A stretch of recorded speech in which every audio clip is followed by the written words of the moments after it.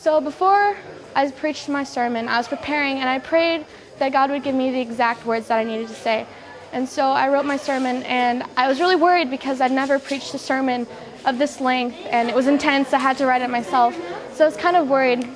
And when I got up to preach it, I got to the end and I made an altar call and no one came up. And so I was like, fail. No one came up.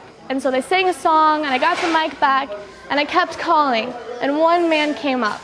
And so I prayed for him and everyone, and I went home kind of sad because, like one person, didn't seem like a big deal.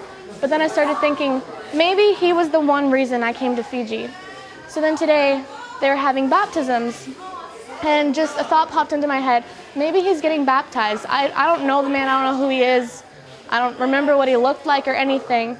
But I prayed just a quick prayer to God, and I said, if he's here, I'd like to talk to him again, but you're going to have to send him to me because I'm never going to be able to find him and all these people, and I don't even know what he looks like. So we had our meeting, the farewell, goodbye thing, and I walked out from singing, and I was talking to my friend Aggie, and I felt this tap, tap, tap on my shoulder, and I turned around, and it was dark, and I really couldn't see, and the man came over, and he said, do you remember me? I was the man who came up at your altar call. And I was like, whoa. And he proceeded to tell me that he was baptized today, and that of all the sermons that were preached and everything that happened, mine was the one that touched him. And he gave his heart to Jesus, and he told me that when we get to heaven, God's going to give me a crown, and there's going to be a star, and it's going to be his star in my crown.